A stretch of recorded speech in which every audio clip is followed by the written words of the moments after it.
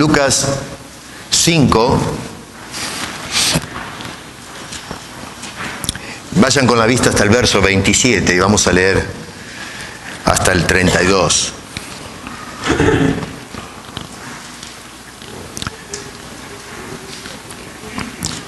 Dice, después de estas cosas salió Jesús. Después en casa ustedes verifiquen eso en el contexto. Y vio a un publicano llamado Leví sentado al banco de los tributos públicos. Y le dijo, sígueme. Y dejándolo todo, se levantó y le siguió. Y Leví le hizo gran banquete en su casa. Y había mucha compañía de publicanos y de otros que estaban a la mesa con ellos. Y los escribas y los fariseos murmuraban contra los discípulos, diciendo, ¿por qué coméis y bebéis con publicanos y pecadores? Respondiendo Jesús les dijo, los que están sanos no tienen necesidad de médicos, sino los enfermos. No he venido a llamar a justos, sino a pecadores al arrepentimiento. Padre, bendice tu santa palabra y te rogamos, por favor, que a través y por el ministerio de tu Espíritu Santo la administres a nuestros corazones. Te lo pedimos en el nombre de Cristo Jesús. Amén. Necesidad de verdadero médico. Verso 31 dice Jesús, los que están sanos no tienen necesidad de médico, sino los enfermos. La enfermedad, si podemos hacer una definición muy simple, por supuesto, no quiero ser simplista con este tema, pero es la fase que atraviesa una persona o un organismo. En líneas generales podemos decir todos los seres vivos, desde el punto de vista biológico, cuando padecen una afección que atenta contra la salud del organismo, contra su bienestar. Eso es más o menos una enfermedad. Es notable que Jesucristo dijese estas palabras después de haber hecho una serie de milagros que están en los versículos anteriores. Yo no los he leído porque es toda una sección ahí que nos llevaría tiempo, capítulo 4 y capítulo 5 de Lucas. Así que él lo que había hecho es una serie de milagros de restauración física de personas que padecían diferentes tipos de enfermedades. Y digo que es notable porque en realidad nos damos cuenta que aunque las personas padecen problemas de salud en el contexto de este relato que tenemos acá, él se refiere en realidad a la naturaleza humana en estado enfermo.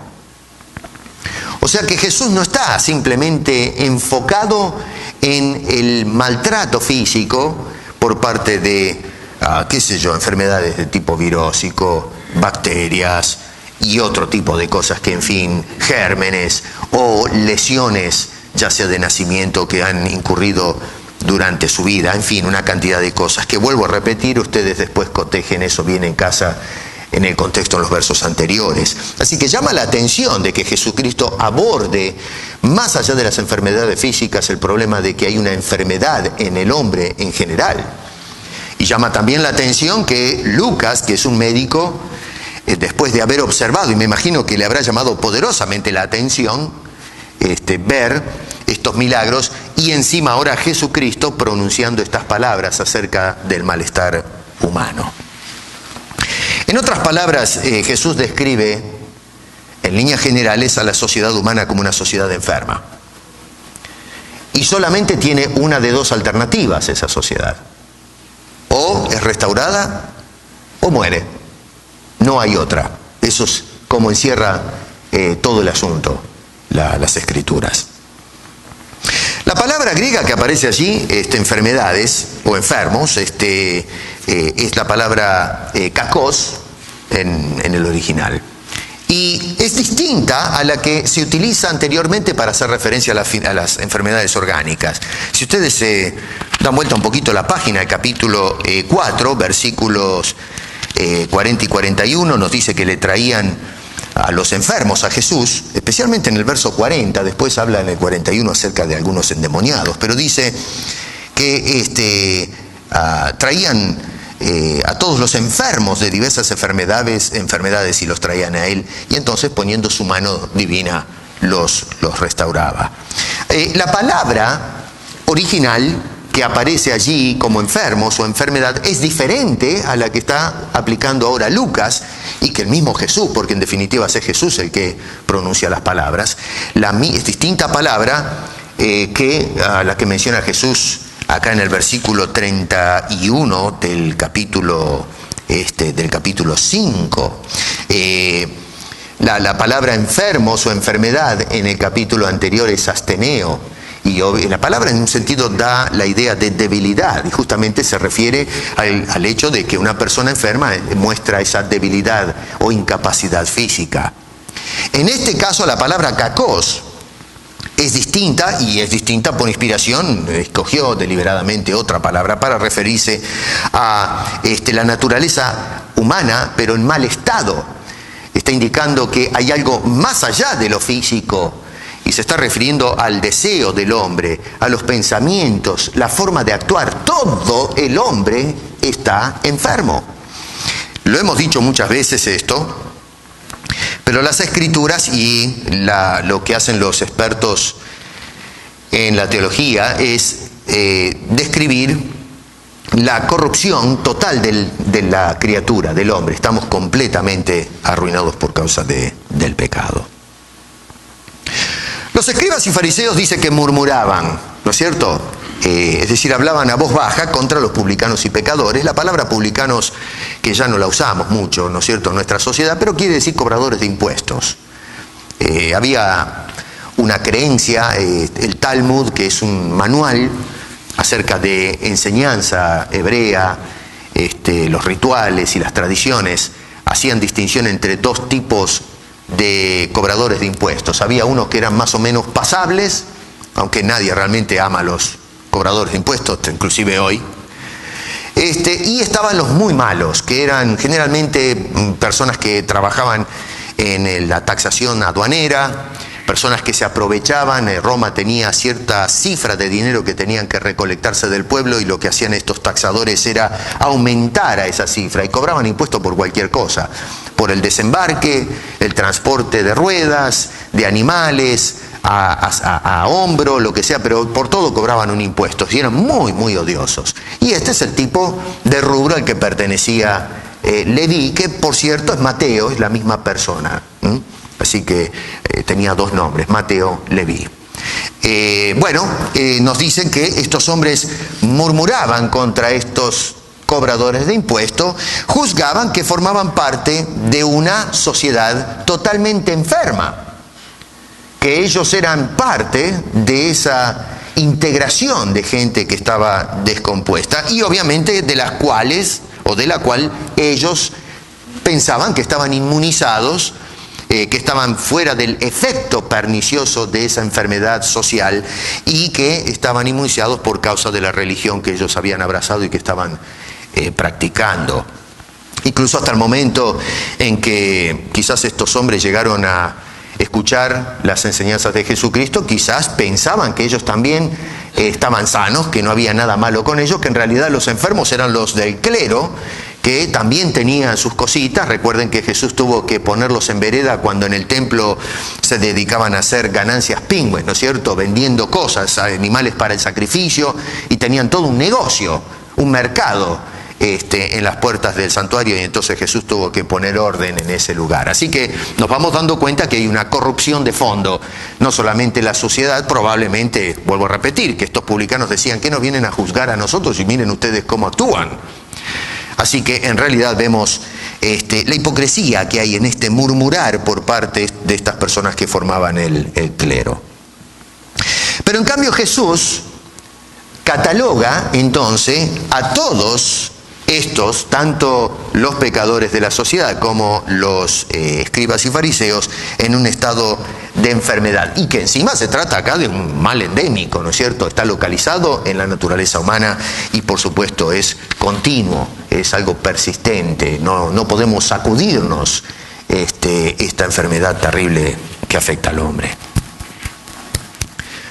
Jesús entonces acá, ¿qué hace? Se presenta como el médico por excelencia.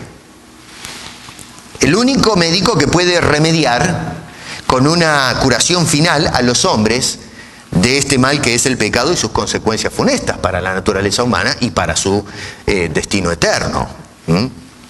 Los fariseos pensaban que ellos eran los médicos apropiados de Israel y que ellos tenían la medicina, la pócima, ¿no es cierto?, especial, el ungüento en la religión para sanar a las masas o a los del pueblo. Pero lamentablemente los enfermos, a fin de cuentas, estaban en todas partes, y la evidencia de ellos es que Jesús declara ahí en el versículo 31 que están en una condición deplorable. Así que el clero, y uso este término para referirme a los fariseos y a los escribas, ¿no?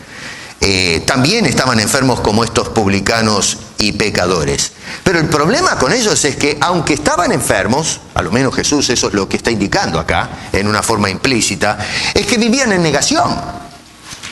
Ellos estimaban, en su propia estimación, que ellos, al contrario, no estaban enfermos, que ellos estaban sanos, los otros estaban enfermos. Noten ustedes, por ejemplo, que el apóstol San Pablo aborda este asunto de la enfermedad de los que formaban este sector de el grupo religioso en la sociedad. En Romanos capítulo 2, se los leo, dice en el verso 17: he aquí que tú tienes el sobrenombre de judío y te apoyas en la ley y te glorías en Dios, y conoces su voluntad, e instruido por la ley apruebas lo mejor, y confías en que eres guía de los ciegos, luz de los que están en tinieblas, instructor de los indoctos, maestro de niños, que tienes en la ley la forma de la ciencia y de la verdad. Tú, pues, que enseñas a otro, ¿no te enseñas a ti mismo? Tú que predicas que no se ha de hurtar, hurtas. Tú que dices que no se ha de adulterar, adulteras. Tú que abominas de los ídolos, cometes sacrilegio. Así que, por eso que estamos leyendo ahí, la pregunta es, al fin de cuentas, ¿eran realmente mejores los judíos que los publicanos y pecadores? Tremenda la acusación que hace el apóstol San Pablo. El mismo Pablo responde en el capítulo 3, verso 9, ¿qué pues, somos nosotros los judíos mejores que ellos? Los no judíos, dice, en ninguna manera. Pues ya hemos acusado en los capítulos anteriores que a judíos y a gentiles que todos están bajo pecado. En otras palabras, ellos no eran médicos, sino gente tan enferma, tan afectada como el resto de la sociedad. Esto es una tremenda acusación la que está haciendo Jesucristo contra estas personas, y que luego, por supuesto, el apóstol Pablo plantea en Romanos en una forma clara y definida. Presente, siglo XXI. Dejemos el primer siglo, cuando Jesús dijo estas palabras. Ahora estamos en el 2015, 2016. Porque está ahí, ¿no? Vivimos en una sociedad enferma. ¿Usted cree que no? Cuando miramos lo que está sucediendo en el mundo, nos damos cuenta que realmente vivimos en una sociedad infectante, una sociedad enferma. Y lo peor de todo es que esta sociedad enferma vive en negación, porque mucha gente piensa que no sucede nada malo con esta sociedad, que lo único que tenemos que hacer es una serie de ajustes en nuestra manera de manejar las cosas en este mundo, y entonces la máquina va a empezar a funcionar y en una forma más aceitada. Al contrario, se gozan muchas veces del tipo de vida en este mundo que se está viviendo, y en el peor de los casos, personas que inclusive piensan que no tienen nada que rogarle a Dios en cuanto a su condición espiritual se refiere. Incluso mucha gente que va a la iglesia, lamento decir que también está enferma. Porque hemos llegado al punto de pensar que por el hecho de que alguien, mediante algunas palabras mágicas, nos extirpa alguna enfermedad, porque hoy creo que hay mucho curanderismo adentro de la iglesia, no milagros, sino curanderismo, magia negra, pero con el título de cristianismo, y entonces algunos tiran polvo o hacen algunas oraciones raras y qué sé yo, y entonces sanan la enfermedad. Pero digo yo una cosa, ¿de qué te vale tener la enfermedad física si tu alma está enferma y podrida? Y Dios la juzga en esos términos. Ahora, notamos que Jesús, cuando se trata de nuestra enfermedad natural, se dieron cuenta que Él no nos manda, por ejemplo, a la farmacia de las ideas y las creencias humanas para que nosotros recorramos la isla de los productos en oferta y podamos escoger la idea que mejor nos caiga, como hacemos cuando vamos a comprar la medicina para el resfrío, tenemos para elegir ahí. Bueno, este mundo es una gran farmacia que ofrece medicamentos para sanar el mal humano, y podemos escoger el que más nos place, el que más nos condiciona.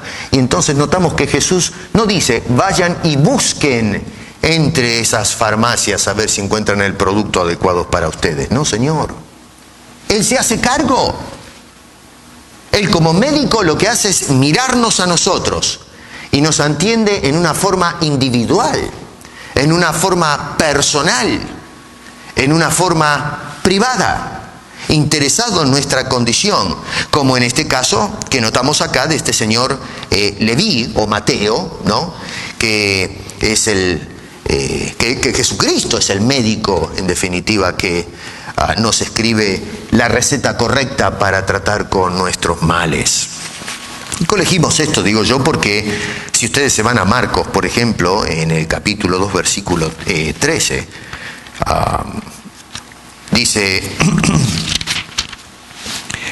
toda la gente venía a Él y les enseñaba, y entonces en el verso 14 dice que al pasar vio a Leví. Ahora, noten que, y tomen atención con esto, ¿no? Cuando dice allí y vio, en el original, ya vamos a mirar un poquito más este asunto, no quiere decir que lo vio simplemente, sino que lo que está indicando esa declaración, esa frase, y vio, es que puso toda su atención en esta persona. Así que lo que tenemos es, según Marcos, es que Jesús iba caminando, había un montón de gente que lo seguía y les enseñaba, pero repentinamente encuentra a este cobrador de impuestos y entonces toda su atención, toda su vista se clavó en este individuo y entonces lo llama. Nosotros compramos el diario. Ahora, bueno, tal vez no compra el diario, pero se va al internet y consulta con las páginas, en fin, donde nos dan la noticia de últimos momentos. Miramos la televisión. Y miramos realmente cómo van las cosas y concluimos que el mundo realmente, como está enfermo. Pero si acabamos de ver estos atentados que se están dando en Europa y que el mundo está en alerta roja, pendiente de que pueda suceder algo más, hay una inestabilidad que es tremenda. En el campo de la política, en nuestra Latinoamérica, se están suscitando cambios en la manera de pensar y de gobernar que son drásticos. Personas que quieren mover a la sociedad en una dirección de tono socialista, otros que están en contra de esos, que no quieren mantenerse en el status quo, y esto ha generado una fricción, incluso la polarización de las ideas y de la gente misma, y vivimos entonces en un estado de inseguridad tremendo. Y podemos estar hablando de mucho más que está sucediendo en el mundo. Vivimos en un mundo inestable. Ahora, resulta que nosotros nos sentamos con el periódico y decimos, la verdad, no hay otra, el mundo está enfermo. Pero lo que llama la atención de esta observación es que nosotros hacemos una declaración que es general, pero usualmente nos ubicamos fuera de esa condición. Es decir, el mundo está enfermo, menos mal que yo no estoy ahí, menos mal que estoy acá leyendo el diario. Pero cuando Jesucristo hace esta declaración, en el verso 31, envuelve a todas las personas. No es que Jesús mira y deja a algunos exentos de los efectos de la enfermedad moral que existe en la sociedad. Al contrario, Jesús indica que, es más específico, dice cada persona, en este caso vemos que se dirige a Leví específicamente, está enferma y necesita del médico divino, necesita de la medicina celestial para ser restaurado. No pensemos ni por un momento que hay personas que no necesitan de la gracia de Dios. El mundo entero necesita de la gracia de Dios. Y no hay tónico que valga fuera de lo que nos ofrece el Señor a través de la persona de Cristo Jesús. El médico es, o debe ser, porque hay algunos que de médicos no tienen nada, o sea, tienen el título ahí colgado en la pared, pero son carniceros. No todos, cuidado, pero los hay.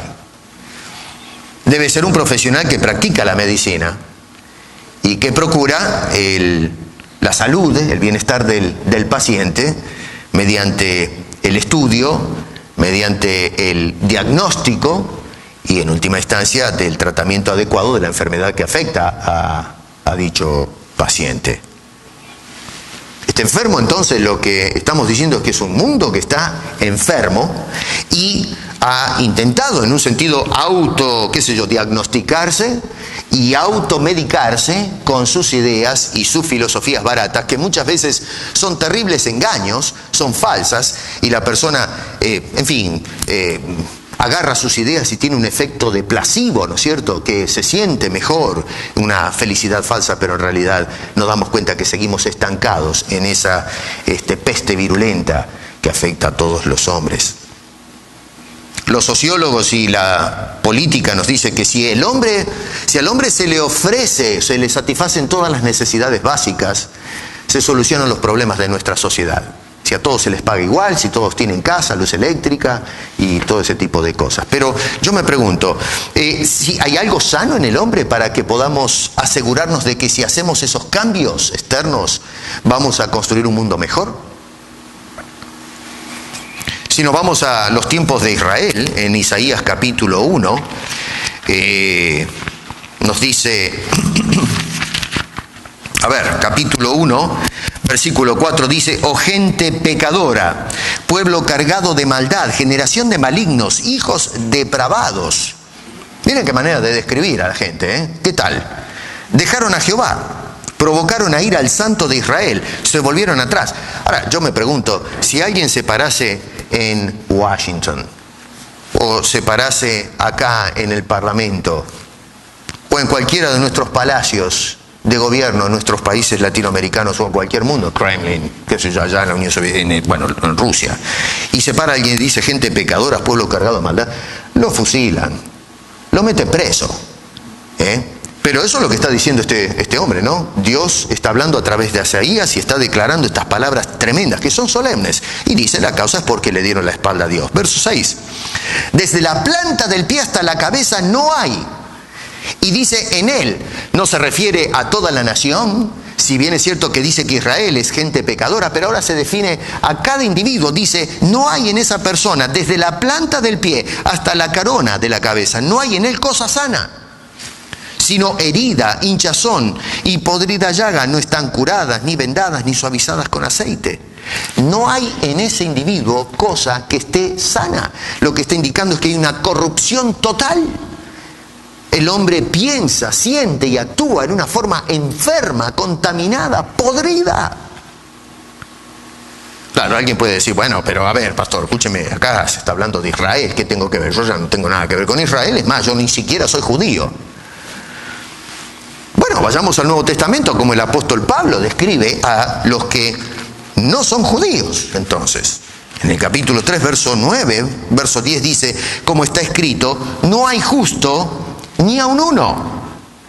No hay quien entienda, no hay quien busque a Dios. Todos se desviaron, a una se hicieron inútiles. No hay quien haga lo bueno, no hay ni siquiera uno. Noten ustedes la insistencia deliberada por parte del apóstol San Pablo para dejar claro que no existe ninguna persona que tenga la estatura, que incluso se incluye el mismo, porque cuando dice no hay ni siquiera uno, no está diciendo, bueno muchachos, ustedes saben que es un desastre, están todos cortados por la misma tijera, menos mal, ¿no es cierto?, que yo no caí en el filo de la navaja, yo estoy afuera. No, dice ni uno. Cuando dice ni uno, está diciendo yo también estoy metido adentro. Por eso en el verso 9 dice, ¿somos nosotros mejores que ellos? Él no se pone a un lado, él se incluye en esta situación. Sepulcro abierto su garganta, con su lengua engañan. Veneno de áspides hay debajo de sus labios. Su boca está llena de maldición y de amargura. ¿Saben lo que más me duele? Que a veces esto se ve en la iglesia, ¿eh? Sus pies se apresuran para derramar sangre, como estos terroristas que salieron allí a lastimar gente en Europa, en la sociedad. Quebranto y desventura hay en sus caminos y no conocieron camino de paz. No hay temor de Dios delante de sus ojos, dice este hombre. Me llama poderosamente la atención en el libro de Apocalipsis, donde tenemos el relato del milenio, en el capítulo 20. Se dice que el anticristo, no voy a hacer una exposición ahora, es largo y complejo, pero agarran al anticristo, agarran a su falso profeta, los tiran al lago de fuego y se inaugura un milenio. Pónganse a pensar, 1000 años. 1000 años, hace 1000 años nosotros estábamos hundidos este mundo en el oscurantismo total de la edad medieval. Y Dios nos sacó de esa situación. Ahora vivimos en la época de la luz intelectual, supuestamente. Y se nos dice que se va a inaugurar una etapa de 1000 años, donde va a haber toda justicia, toda paz, vamos a ser todos iguales, va a haber un gobierno excelente, como no se vio jamás. La utopía que se ha soñado por años y por siglos. Después de los 1000 años de paz y de tranquilidad, se va a soltar al diablo otra vez. ¿Y qué dice? Llama la atención. Si ustedes se van después acá, se leen el capítulo 20, van a notar que sale rampante este personaje y comienza a levantar gente del mundo contra el Cordero. Y luego dice que los derrota, ¿no es cierto?, con la espada de su palabra, van todos al infierno.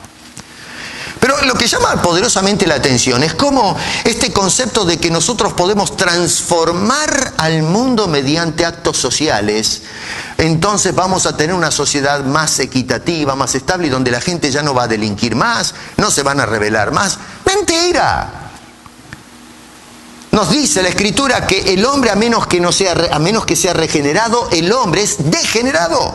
Y cuando se le presenta la oportunidad, se levanta contra todo lo recto, con lo bueno, contra lo bueno, lo justo, lo que es de Dios. Pero si ya tenemos toda la historia como evidencia de eso. Cuando Dios hizo a Adán y Eva, les dio el mundo perfecto. Un balance tremendo. El hombre tiró a Dios por la ventana. Y bueno, empezó la saga del Antiguo Testamento, del libro de Génesis. Dios termina juzgando la tierra y le da a la creación una oportunidad más. Salva a Noé y a su familia. Pueden empezar, fíjense, tenían toda la tierra para ellos solos. Ahí no había asuntos de diferencias sociales, eran todos iguales. Había para comer hasta hartarse, tenían toda la tierra delante de ellos. El mundo comienza de nuevo. ¿Y qué hace? El mismo desastre. Tenemos a Israel, una nación donde Dios se manifiesta para ser un ejemplo social de equidad, de respeto, de justicia. ¿Y qué hizo Israel? Con todo lo que Dios le dio, hizo un desastre también. Y eso es lo que es el problema del hombre. No te engañes, los programas sociales no pueden sanar la enfermedad de este mundo. No nos dejemos engañar. Por eso es que el mundo está como está. No estoy diciendo con esto que no debemos hacer plan social. Los cristianos tenemos que apoyar el plan social, tenemos que darle de comer al hambriento, tenemos que vestir al que está desnudo, tenemos que envolvernos en el plan social. Jesucristo era un hombre que llevaba adelante los planes sociales y era sanar a la gente que tenía necesidad, alimentar a los que estaban hambrientos, ayudar a los desvalidos, y a los que eran marginados los traía a una familia, que es la familia del cielo. Pero a menos que se produzca la regeneración, usted puede tener el estómago lleno e irse al infierno. Usted puede dejar de ser un paralítico e irse al infierno. Puede dejar de ser un ciego e irse al infierno. Por eso decía el Señor que si tu ojo te hace pecar, sácalo mejor y entra sin ojos al cielo, que con los 2 ojos irte al infierno. Ya el Señor arreglará los ojos allá cuando vayamos a su presencia. Claro, esto es una hipérbole, es una exageración para mostrarnos lo serio del asunto cuando se trata de pasar de largo la gracia de Dios. Nuestros estrategas políticos, nuestros ingenieros sociales, si quieren llamarles, nuestros incluso líderes religiosos y una cantidad de cosas más que están emplazadas, han mostrado ser completamente inaptos, completamente inhábiles para poder subsanar la enfermedad que afecta a esta humanidad. Y todos ellos están enfermos y están tanto más enfermos que las personas que están enfermas en este mundo. Todos, sin ninguna excepción, están acusados de mala praxis. No han podido subsanar el mal que afecta a nuestra humanidad. Y los remedios que se le ofrecen a la sociedad, que se le ofrece a la gente, son totalmente inoperantes y en el peor de los casos tóxicos, a tal punto que en lugar de aminorar el dolor de la humanidad, lo que hace es aumentar cada vez más el sufrimiento humano que estamos encarando y que nosotros estamos mirando prácticamente a diario a través de los medios masivos de comunicación. Entonces, la pregunta que quisiera contestar es, siendo que Cristo es el médico divino, ¿no es cierto?, el médico del cielo que vino a sanar a los enfermos, es ¿qué clase de médico es Jesús? Y fíjese, en estos versículos notamos, rapidito, ¿no?, una cosa, el verso 27, es un médico que pone toda su atención en su paciente. Dice, y vio a un publicano llamado Leví. Note que no dice, vio a Leví, sino primero menciona la condición de Leví. Un estafador, un sinvergüenza, una persona que era un timador, en fin, que hacía todo tipo de subterfugios para sacar ventaja de la gente. A Dios no se le escapó esto. Nosotros hubiésemos dicho, vio a Leví. No, lo que vio antes del nombre es un atorrante, un sinvergüenza, un hombre que está enfermo, que usaba las circunstancias para sacar ventaja de sus mismos compatriotas. Y la palabra esa, mirar, allí, tiomai, está indicando, como indiqué antes, es un mirar pero con atención, tratando de ver quién es esta persona. Jesús es un médico que examina bien a su paciente, que observa bien qué es lo que hay dentro del individuo y trata de hacer algo para rescatarlo. Los escribas y los fariseos, ¿qué hacían? Ellos miraban a Leví, un estafador, un cobrador de impuestos, y dice, que se muera el tipo este. No vale la pena hacer absolutamente nada por él. Y por eso que murmuran, diciendo, pero ¿qué hacen ustedes los discípulos del Señor comiendo con estos delincuentes? Déjenlos que se vayan al mismo infierno. ¿Qué nos importa a nosotros? Así que miren la clase de médicos que ellos querían ser, ¿no es cierto? O pretendían ser. O sea que para ellos había que dejarlo a este perturbado a la buena de Dios, que se vaya a cualquier parte. ¿No Jesús? Jesús no actúa de esa manera. Se frena, se para, ve a una persona específica en necesidad y ahí pone el ojo, ahí pone la atención, ahí pone su cuidado, mira su condición, mira su corazón enfermo. Tuvo interés de restaurar a esta persona porque estaba completamente solo, como prácticamente desamparado en el mundo, como oveja que no tiene pastor. Número 2, es un médico que lo dirige a ese enfermo al mejor quirófano. Después de verlo a Leví, sin duda mirar su condición enferma, espiritualmente hablando, por supuesto, le dice, sígueme, ven conmigo tú, le dice a este hombre. Y al seguir a Jesús, suceden algunas cosas muy interesantes, ¿no es cierto? Fíjense en verso 29 que entra en la intimidad de la casa de este hombre. Este hombre le invita, le prepara un banquete y Jesús, ¿qué hace? Allá va con este señor enfermo. Se relaciona con él, se interesa por la situación de este hombre. Número 2, versos 30 y 31, lo vindica frente a sus acusadores. Porque ahí están murmurando, diciendo que este es un miserable pecador, no merece gastar el tiempo con este hombre, y sin embargo Jesús entonces indica estas hermosas palabras, ¿no es cierto? Como diciendo, oigan, los enfermos necesitan médico, hay que atenderlo. Defiende la causa de este pobre hombre. No está defendiendo su pecado, sino la necesidad de atención para salvar el alma de este señor. Y verso 32 lo llama al arrepentimiento, porque ahí es a donde apunta Jesucristo. No en la restauración ni financiera, ni física, no plata tenía, no había necesidad de restaurar las finanzas, no estaba enfermo, sino que va directamente al problema que afecta a este señor. Y cuidado, porque este versículo es importante. Recuerden que Lucas escribe después que sucedió todo esto y está haciendo un acto deliberado al poner todas estas historias en ese orden, porque lo que está tratando de mostrarnos es que la importancia del Evangelio no es la sanidad física de la gente, sino la sanidad del alma, es el arrepentimiento de la persona. No he venido a llamar a justos, sino a pecadores al arrepentimiento. Entonces, en otras palabras, Jesús le opera, le extirpa el mal, aquella naturaleza vieja y condenada, para darle una totalmente nueva, restaurada, sanada. Este hombre llegó a ser nada más ni nada menos que el autor del primer evangelio que tenemos, el primer libro del Nuevo Testamento. Me refiero a Mateo, o a este Leví que mencionan acá.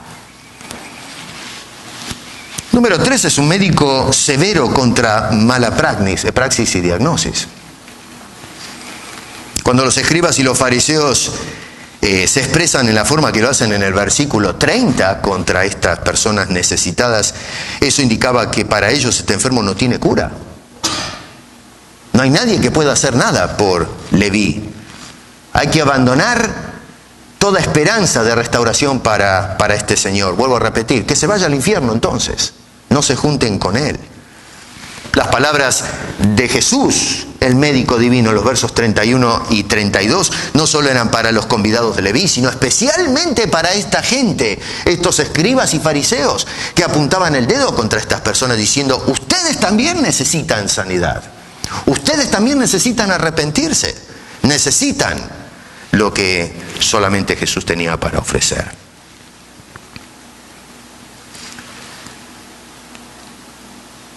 Cristo es tu médico.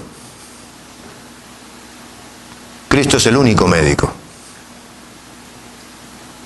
¿Este mundo quiere cambiar? Necesita un médico. Nuestros presidentes no están haciendo un buen trabajo. Los políticos que están prometiendo una serie de cosas y cambiar al mundo, tampoco.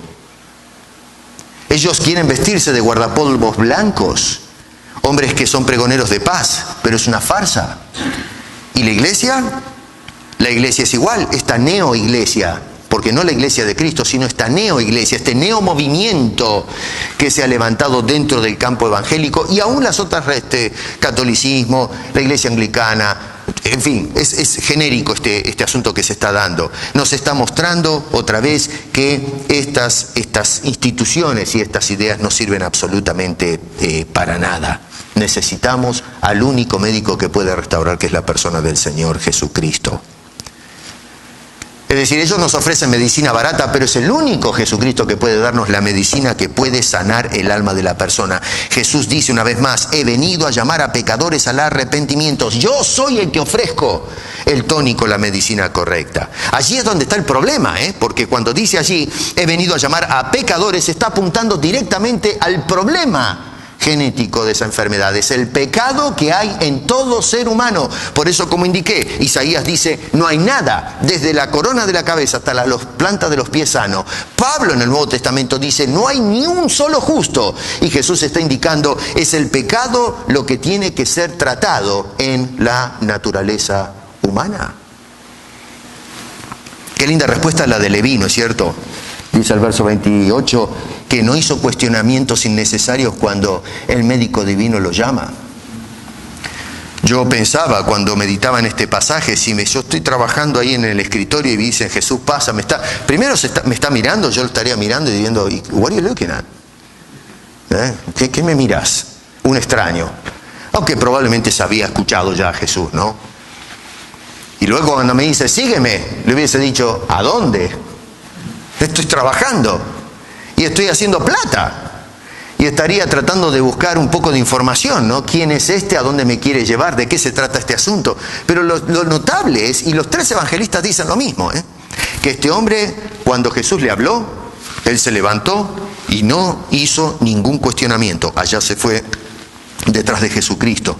2, verso 29, le invita a entrar en su casa y le presenta a todas sus amistades. No se avergüenza de este médico. Nosotros a veces, si vamos a comer afuera, nos escondemos abajo de la mesa para orar. No queremos que nos vean. Tenemos vergüenza. Este hombre no. Este hombre lo que hizo es, cuando Jesús lo levantó, abrió su casa, metió a Jesús adentro y le dijo a las amistades: vengan a comer porque tengo una sorpresa para ustedes. Esa fue la respuesta de este señor enfermo. Y 3, entrega su causa para que Cristo la defienda. Cuando él escucha la murmuración de los líderes religiosos, él podría levantarse y decir: oiga, Señor, esta es mi casa. ¿Cómo se atreven ustedes a faltarme el respeto a mí y a mis amistades y al Señor en mi casa? Este hombre guardó silencio y le entregó la causa al Señor de las causas. Jesús fue el que asumió la palabra y defendió la situación y puso las cosas en la perspectiva correcta. Seguimos viviendo, hermano querido, a pesar de que terminamos con el sermón, en un mundo enfermo. Y vivimos en un mundo enfermo porque tú y yo y todos los hombres estamos enfermos por causa del pecado, desde la corona de la cabeza hasta la planta de los pies. Y Jesús dijo en el versículo 31, los que están sanos no tienen necesidad de médico, sino los enfermos. Y si Jesús nos está atendiendo, es porque realmente nosotros somos enfermos. Nosotros necesitamos todos a Jesús. Este mundo necesita a Jesús. La sociedad necesita a Jesús. Este barrio donde vivimos, donde estamos ubicados, necesita a Jesús. Tu casa necesita a Jesús. Tu vida necesita a Jesús. Todos tus familiares necesitan a Jesús. Tus amistades, tus hijos, el mundo entero necesita al médico por excelencia, que es la persona del Señor Jesucristo. No las ideas que ofrecen los hombres. No lo sanan las bombas. No lo sanan la propaganda del terror que distribuyen algunos en la sociedad contemporánea. No lo sanan los planes sociales. No lo sanan las promesas que nos ofrecen los religiosos contemporáneos desde arriba de los púlpitos. No lo sanan las brujerías del misticismo.